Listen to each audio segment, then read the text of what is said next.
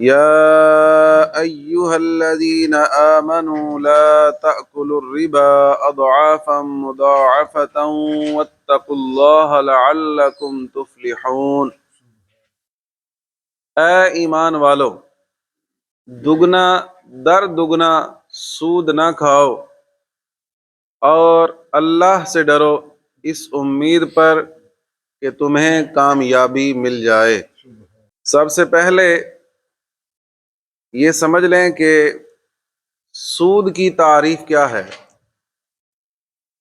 سود فقہا نے لکھا ہے کہ الربا هو الفضل المستحق، سود اس اضافے کو کہتے ہیں جو دو فریق میں سے ایک فریق کو مشروط طور پر اس طرح ملے کہ وہ جو اضافہ ہے وہ عوض سے خالی ہو۔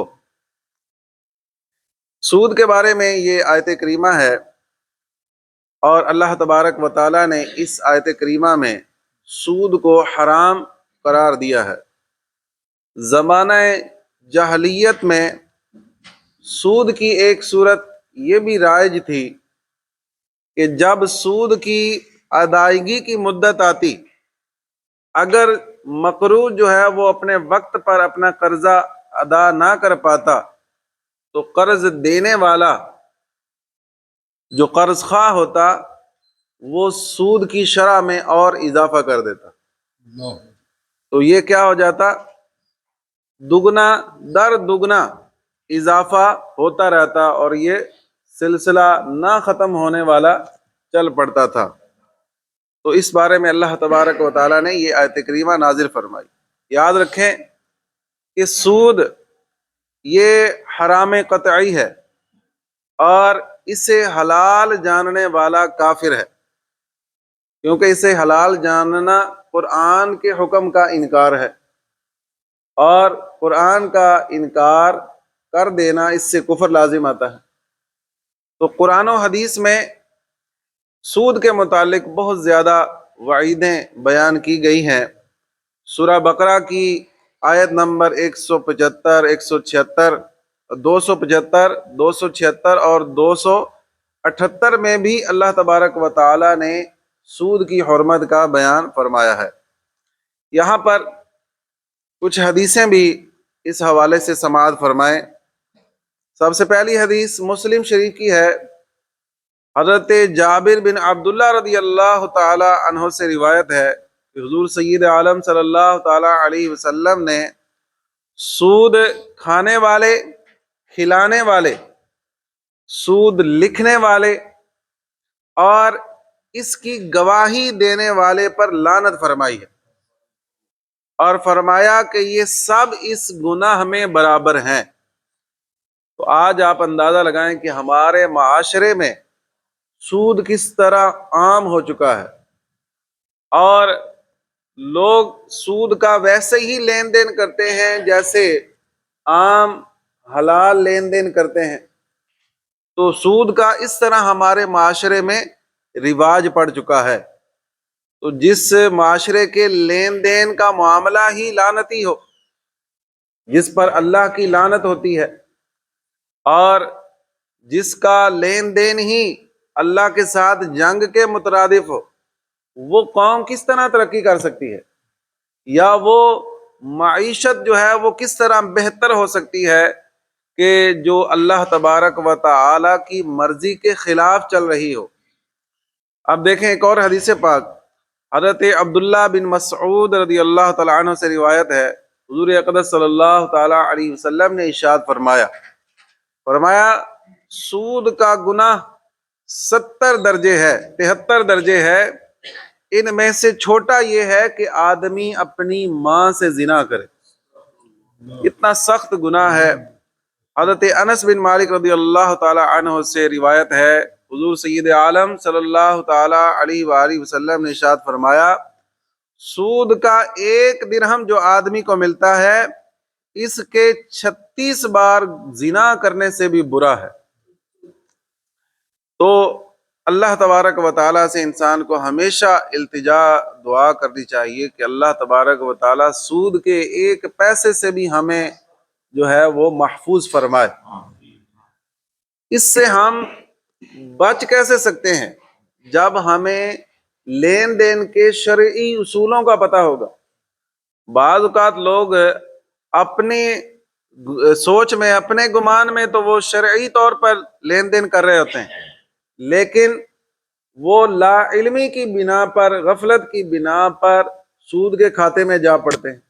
تو اس لیے جو کاروباری لوگ ہیں، جو نوکری پیشہ لوگ ہیں، ہم سب کو سود کے بارے میں معلومات حاصل کرنی چاہیے۔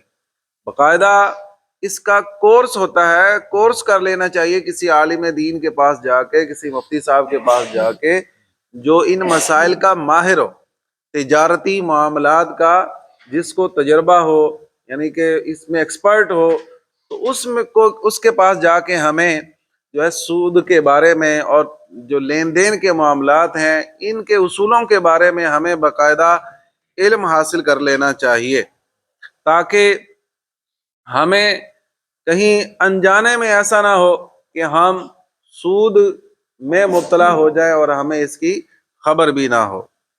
ابن ماجہ شریف کی حدیث پاک حضرت ابو ہریرہ رضی اللہ تعالیٰ عنہ سے روایت ہے، رسول اللہ صلی اللہ علیہ وسلم نے ارشاد فرمایا، معراج کی رات میرا گزر ایک ایسی قوم پر ہوا جن کے پیٹ گھروں کے مانند بڑے بڑے تھے اور ان میں سانپ تھے جو باہر سے نظر آ رہے تھے۔ تو میں نے جبریل امین علیہ السلام سے ان لوگوں کے بارے میں دریافت کیا تو فرمایا، انہوں نے عرض کیا یہ وہ لوگ ہیں جو سود کھاتے تھے۔ تو حضرات گرامی، ہمیں یہ اس آیت کریمہ سے اور ان احادیث مبارکہ سے ذہن نشین کر لینا چاہیے کہ زندگی میں جتنے بھی برے حالات آ جائیں اور جتنے بھی ہم مجبور ہو جائیں، کبھی بھی ہم سود کے قریب نہ جائیں گے، ٹھیک ہے؟ اللہ تبارک و تعالیٰ پر بھروسہ رکھیں، اللہ رب العالمین پر کامل توکل رکھیں۔ اس پر توکل رکھنے کی برکت یہ ہے، رب خود فرماتا ہے وَمَن يَتَوَكَّلْ عَلَى اللَّهِ فَهُوَ حَسْبُهُ، فرمایا جو اللہ پر بھروسہ کرے تو رب اسے کافی ہے۔ اللہ پر بھروسہ کرنا اسے کفایت کر جائے گا، اور اللہ تبارک و تعالی اسے ایسی جگہ سے رزق کا انتظام فرما کے دے گا کہ جہاں سے اس کا گمان بھی نہ ہوگا۔ تو رب پر بھروسہ رکھیں اور کبھی بھی سود کی لعنت کی طرف نہ جائیں۔ آج کل تو معاشرے میں باقاعدہ ان کے آپریشنل مینیجر چھوڑے ہوئے ہیں جو کہ لوگوں کو موٹیویٹ کرتے ہیں سود لینے کے لیے، اور باقاعدہ جناب کسی کاروبار والے کے پاس چلے گئے، کسی چھوٹی دکان والے کے پاس چلے گئے، ہاں جی کاروبار کیسا چل رہا ہے؟ تو ظاہر ہے مہنگائی ہے اور دن بدن جو ہے وہ معاملات مشکل ہوتے جا رہے ہیں، تو لوگ اپنے حالات بتاتے ہیں، وہ کہتے ہیں جی چلیں آپ کو ہم قرضہ لے دیتے ہیں، آپ پیسے لے لیں، آپ کا کاروبار اچھا ہو جائے گا، آپ ہر مہینے بعد تھوڑے تھوڑے دے دینا۔ تو وہ جناب اس طرح سبز باغ دکھا کر لوگوں کو تیار کر لیتے ہیں، اور لوگ اپنے آخرت کے انجام سے بے خوف ہو کر دنیاوی معاملات کو بہتر کرنے کے لیے سود میں مبتلا ہو جاتے ہیں۔ باقاعدہ اب تو جناب اپلیکیشنیں آ گئی ہیں، اور میں نے اسی طرح کچھ دن پہلے میں نے دیکھا وہ پلے سٹور پر جو سود والی اپلیکیشن ہے، تقریباً اس کے 10 ملین ڈاؤن لوڈر تھے۔ آپ دیکھیں کہ ہماری قوم جو ہے وہ 10-20 ہزار کا، 5,000 کا، 2,000 کا، 1,000 روپے کا بھی کہیں سود پر پیسہ مل رہا ہے تو وہ بھی نہیں چھوڑ رہی۔ مطلب اتنے ہم اس میں جری ہو چکے ہیں اور اتنا ہم نے اس کو ہلکا پھلکا لے لیا ہے، تو یہ کتنا بہت سخت معاملہ ہے۔ تو اس لیے ہمیں چاہیے کہ ہم خود بھی بچیں، اپنے دیگر جو جاننے والے ہیں، اگر کوئی عزیز ہیں، جو کوئی ریلیٹیو ہیں، ان میں بھی ہمیں یہ آگاہی دینی چاہیے کہ سود اللہ تبارک و تعالیٰ کا حرام کیا ہوا ہے، رسول پاک صلی اللہ تعالیٰ علیہ وسلم نے اس سے منع فرمایا ہے، تو ہمیں اس سے بچنا چاہیے۔ اپنے معاملات کو بہتر کرنے کے لیے ہمیں کوئی حلال ذرائع اختیار کرنے کی کوشش کرنی چاہیے۔ اللہ ہمیں عمل کی توفیق عطا فرمائے۔ وآخر دعوایا ان الحمد للہ رب العالمین۔